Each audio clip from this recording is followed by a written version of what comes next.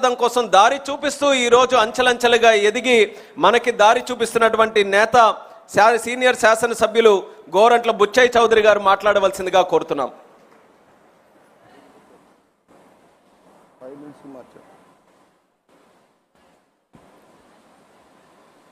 ఈరోజు జరుగుతున్న మహానాడుకు ప్రపంచవ్యాప్తంగా, దేశవ్యాప్తంగా, రాష్ట్ర వ్యాప్తంగా పార్టిసిపేట్ చేస్తున్న డెలిగేట్స్ అందరికీ కూడా నా ఉదయ నమస్కారం. ఈరోజు ప్రధానమైన విషయం రామారావు గారికి సంబంధించింది. ఎన్టీ రామారావు గారు ఆర్జే దైవం మనందరికీ కూడా, మాబోటి వ్యక్తుల్ని ఈ రోజున ఈ స్థానంలో ఉండటానికి ప్రధాన కారకులు. ఆయన చలనచిత్ర నటుడిగా ఉన్న రోజుల్లోనే మేమందరం అభిమాన సంఘంగా ఉన్నాం. ఆ రోజుల్లో ఆయన ఎదుర్కొంటున్న సమస్యలు కూడా మేమందరం చూసిన వాళ్ళం. ముందుగా ఎన్టీఆర్ సంఘ సభ్యులకి హింట్ చేసేవారు. నేను కూడా రాజకీయాల్లోకి వద్దామని ఆలోచనలో ఉన్నానని హింట్ చేసేవారు, కానీ ఎప్పుడు వస్తారు ఏమిటని చెప్పేవారు కాదు. కానీ తెలుగువారి ఆత్మగౌరవం దెబ్బతిని మదరాసులుగా పిలువబడుతూ ఏకఛత్రాధిపత్యంగా ఏలుతున్న కాంగ్రెస్ పార్టీ దుశ్చీతి వల్ల వాళ్ళ రాష్ట్రం దెబ్బతింటుంది, తెలుగువారి ఆత్మగౌరవం దెబ్బతింటుందన్న భావంలో మరి 82 మార్చి 29వ తారీఖున ఆదర్శ నగర్ హైదరాబాద్ క్వార్టర్స్లో ప్రకటన చేసినప్పుడు కొద్ది మందితో మొదలైంది, కొన్ని వేల మందికి పోగైంది. ఆ రోజున పెద్ద పెద్ద వాళ్ళు ఎవరో పార్టీకి అండదండలు అందించలే. పారిశ్రామికవేత్తలు కానీ పెద్ద పెద్ద భూస్వాములు కానీ ఎవరూ లేరు. సామాన్య కార్యకర్తలే రామారావు గారికి అండగా నిలబడ్డారు. సామాన్య రైతు కూలీలు కానీ, డ్రైవర్లు కానీ, ఆటో వాళ్ళు కానీ, రిక్షా వాళ్ళు కానీ వీళ్ళంతా సపోర్ట్ చేశారు. ఆ రోజున పాత డొక్కు చైతన్య రథంతో కార్యక్రమం మొదలైంది. హరికృష్ణ గారి సారథ్యంలో పాత డొక్కు. ఆయన ఎవరైనా పేదవాడు వచ్చి అంబలిస్తే తాగేవాడు. పెద్దవాడు ఇచ్చాడా, విషం ఇచ్చాడా, ఏమిచ్చాడో చూసేకున్నారు కదా. అభిమానంగా ఎవరు ఏం తెచ్చిచ్చినా స్వీకరించేసి పాదయాత్ర చేశారు. 7 నెలల పాటు నిరంతరాయంగా మండు టెండల్లో, తుఫాన్లో కూడా ఆపకుండా ప్రయాణాలు చేశారు. ఆయన అధికారంలో రావడానికి కష్టపడ్డారు.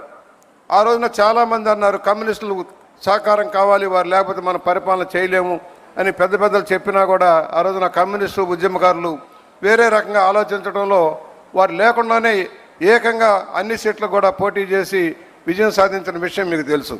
వచ్చిన తర్వాత కూడా కాంగ్రెస్ పార్టీ ఆయన వదల్లా. చలనచిత్ర నటుడిగా మీకు తెలుసు, అనేక ఉన్నత స్థితిలో నుంచి టాప్ మూవీస్ ఆఖరి రోజుల్లో ఆయన షష్టిపూర్తి జరిగే నాటికి టాప్ మూవీస్ అన్నీ కూడా ఆయనయ్యాయి. ఎక్కడ కూడా 300 రోజులు 200 రోజులు ఆడాయి చలనచిత్రాలన్నీ కూడా. బొబ్బిలిపులి, కొండవీటి సింహం, జస్టిస్ చౌదరి లాంటి సినిమాలు, వేటగాడు లాంటి సినిమాలు భారీగా నడిచే రోజుల్లో ఆయన రాజకీయాల్లోకి వచ్చారు. ఆ రోజున టాప్ 100 మందిలో ఒక్కడే టాప్ లెవెల్లో ఉండేది. అలాంటి వ్యక్తి రాజకీయాల్లోకి వచ్చి నీతివంతమైన పరిపాలన ఆదించడం కోసం ముందుకు వచ్చారు. ఎదుర్కొన్నారు, సమస్యలు ఎదుర్కొన్నారు. నాదెండ్ల భాస్కరరావు సెకండ్ నడ్డు పెట్టి ఏ విధంగా దెబ్బతీశారో మనం చూసాం. దానికి కారణాలు మనకు తెలుసు. ఆయన అత్యుత్సాహం. మేము చిన్న సంఘటన చెబుతా, భాస్కరరావు ఉదంతానికి చెబుతున్నా. మేమందరం అన్నగారి దగ్గరికి వెళ్ళాం. అధికారులు ఉద్యమంలోకి వెళ్తూ ఉన్నారు. ఉద్యమంలోకి వెళ్తున్నప్పుడు వారు చెప్పారు, వారు కొంత జీతాలు పెంచమంటున్నారు, వారు కొన్ని కోరికలు కోరుతున్నారు, తీరుద్దామని చెబితే అక్కడ ఆయన అన్నమాట ఏంటంటే, భాస్కరరావు గారు ఆర్థిక శాఖ మంత్రిగా కుదరదు, అవధన్నగారు ఇది ఖచ్చితంగా మనం దెబ్బతిన్నాం, కుదరదని చెప్పారు. అయిన తర్వాత ఆయన బయలుదేరారు. ఆయన వెనకమాల మేము బయలుదేరాం. 2 ఛానల్స్ మధ్య వెళ్తున్నప్పుడు అధికారులు వచ్చారు. అధికారులు వచ్చి అడిగినప్పుడు ఆయన చెప్పింది ఏంటంటే, మూర్ఖుడయ్యా, వింటం లేదా, నేను చెప్పాను ఇవ్వద్దామని అన్నాడు. ఇవ్వమని చెప్పింది రామారావు గారు, ఇవ్వద్దని చెప్పింది భాస్కరరావు గారు. ఉద్యోగులకు ఇచ్చిన సందేశం ఏంటంటే రామారావు గారు వద్దన్నారని చెప్పే సందేశం. ఏదైతే దెబ్బతిని ఎన్డీఏ కూటమి ఏర్పాటై నేషనల్ ఫ్రంట్ ఏర్పాటైందో, దెబ్బతిన్న కేంద్ర ప్రభుత్వ పెద్దలు భాస్కరరావు గారిని అడ్డుపెట్టి రామారావు గారిని దించడం, పోరాటం అందరికి చాలా విషయాలన్నీ చెప్పారు. ఏ విధంగా పోరాటం జరిగింది, ఆ పోరాట నిర్వహణలో చంద్రబాబు గారి పాత్ర ఏంటి, మనం అందరినీ కూడగట్టి ఏ విధంగా నడిపారు. నెల రోజుల్లో భారతదేశంలో తిరిగి ఇందిరాగాంధీని జయించి అధికారంలోకి వచ్చిన ఏకైక నాయకుడు నందమూరి తారక రామారావు గారు. అలాంటి వ్యక్తి చలనచిత్రాల్లో మౌటం లేని మహారాజే కాదు, రాజకీయాల్లో కూడా నీతివంతమైన పరిపాలన అందించడం కోసం కృషి చేశారు. ఇవాళ మీరు జగన్మోహన్ రెడ్డిని చూస్తున్నారు. ఆయన తండ్రి నిర్వాహకం కూడా మీకు తెలియాల్సిన అవసరం ఉంది. రామారావు గారు కేవలం విద్యుత్ శక్తి ప్రాజెక్టుగా ఉన్న శ్రీశైలం ప్రాజెక్టుని మంచినీరు, తాగునీరు, సాగునీరు ఇచ్చేదానికి తెలుగు గంగతో మొదలు పెడితే దాన్ని అడ్డుకోవడం కోసం మిగులు జలాలు, నికర జలాలను వంకబెట్టి ఇతర రాష్ట్రాలకు ఆయుధాలు ఇచ్చి ఆలమట్టి లాంటి ప్రాజెక్టుల నిర్మాణం చేసి మనకి ఇబ్బంది కలిగించిన చరిత్ర రాజశేఖర రెడ్డిది. ఆ విధంగానే అదే కాకుండా ఏదైతే హిటాచి కుంభకోణం అని కోర్టులో కేసు వేయించాడు, అసలు ఆలు లేదు సూలు లేదు మొగుడు పేరు సోమలింగం ఉన్నట్టుగా ఏమీ లేని ఇటాచి కుంభకోణం చేశారు, రామారావు గారు లంచాలు తీసుకున్నారని చెప్పే స్థాయికి ఎదిగి కోర్టులో విచారణకు రమ్మంటే పారిపోయిన పెద్ద మనిషి రాజశేఖర రెడ్డి. ఆయన కొడుకే కనుక ఇప్పుడు ఈ పరిపాలనలో ఏ విధంగా ఉందో మనం చూసాం. ఒక నికృష్ట రాజకీయాలు చేసి అరాచక ఆటక విధానాలతో రాష్ట్రాన్ని నాశనం చేసిన వ్యక్తి రామారావు గారు. అనేక సంస్కృతి, నేను మళ్ళా రిపీట్ చేయట్లేదు, అనేక సంస్కరణలు తెచ్చారు, మాండలిక వ్యవస్థ తెచ్చారు, క్రాంతి పథం ద్వారా అభివృద్ధి కార్యక్రమాలు చేశారు. కిలో ₹2 బియ్యం ఇచ్చినా, పక్కా గృహాలు నిర్మించిన, జనతా బట్టలు అది రాష్ట్రానికి దేశానికి ఆదర్శవంతం అయ్యారు. దాన్ని ముందుకు పునః చంద్రబాబు గారు తీసుకున్న విజన్ 2020 అద్భుతమైంది. రాష్ట్రాన్ని రాబోయే 20 ఏళ్లలో ఏ విధంగా అభివృద్ధి చేయాలన్న నిర్ణయంలో చేసినప్పుడు ఎగతాళి చేశారు. రామారావు గారు పార్టీ పెట్టినప్పుడు ఎగతాళి చేశారు. రంగులు వేసుకున్న వాడికి రాజకీయాలు ఎందుకన్నారు. వాళ్లే మళ్ళీ రామారావు గారి దగ్గర వచ్చి కలిసిపోతామని చెప్పిన విధానం. కుడి ఎడమల అందరినీ ఏకం చేసిన వ్యక్తి రామారావు గారు. బీజేపీని, కమ్యూనిస్టుల్ని, ప్రాంతీయ పార్టీలను ఏకం చేసి ప్రాంతీయ పార్టీ ఆరాధ్యంలో నేషనల్ ఫ్రంట్ నడిచేలాగా చేసి దేశానికి కాంగ్రెస్ని దూరంగా పెట్టిన వ్యక్తి రామారావు గారు. అలాంటి వ్యక్తి సారథ్యంలో తెలుగుదేశం లక్షలాది మంది కార్యకర్తలకు, ఇక్కడ చిన్న ఎగ్జాంపుల్ సార్, మమ్మల్ని నన్ను మోహన్ రెడ్డి గారిని ఎక్కించుకొని గండిపేట తీసుకెళ్లారు రామారావు గారు. గండిపేట వెళ్తున్నప్పుడు తీసుకెళ్ళాక ఒకటే చెప్పారు, ఇక్కడ మన పార్టీ కార్యాలయం నిర్మాణం చేస్తుంటే నేను ఆశ్చర్యపోయాను.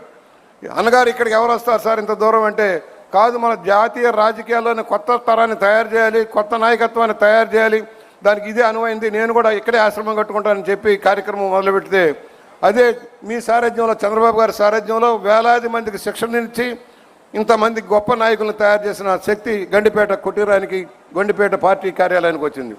నిన్న కూడా లోకేష్ గారు పొదుపు మంత్రం పెట్టి కింద లెవెల్లో కార్యక్రమం చేద్దామంటే మేమందరం అయ్యిద్దా అవ్వదా, ఎండాకాలం జరగదేమో అని సందేహాలు పెట్టాం. అయినా తాత వరవడిలో మనోడు ఒక పట్టుదల పెట్టాడు, అయ్యి తీరుతుంది, ఈ సెక్టర్ సక్సెస్ అవుద్ది అన్నాడు. 7.5 లక్షల మంది సమీకరించిన శక్తి లోకేష్ బాబు గారిది. అంటే మా పోటీ వాళ్ళకు కూడా మేము పరుగులు తీయబోతున్నాం సార్. బాబు గారు మా మనవడు మమ్మల్ని పరుగులు తీస్తున్నాడు సార్, కొంచెం రక్షించండి, ఆయన స్పీడ్ మేము అందుకోలేకపోతున్నాం, టెక్నాలజీ నేర్చుకోమంటా ఉన్నాడు. మేము టెక్నాలజీ నేర్చుకోవాల్సిన పరిస్థితి వచ్చాం. 7 ఏళ్లలో మార్పు చూస్తున్నాం సార్. మీ కొడుకు కాదు, రాష్ట్రానికి దిక్సూసే కాదు, దేశానికి దిక్సూసిగా మారే రోజులు వస్తూ ఉన్నాయి. Knowledge gained. ఏదో ఎక్కడో దుర్మార్గ పరిపాలన చేసేవాళ్ళు కొంతమంది, రాష్ట్రం కోసం దేశం కోసం కృషి చేసేవాళ్ళు కొంతమంది, దాంట్లో లోకేష్ గారు ఉన్నారు. పులి కడుపున పులే పుడుతుంది. కాకపోతే పెద్ద పులి సాధువు, చిన్న పులి ఉగ్ర నరసింహం, తేడా అంతే. ఈ ఉగ్ర నరసింహం దెబ్బకి ప్రతిపక్షం ఎవడైతే ఉన్నాడో గొడ్డల పార్టీ పరారు.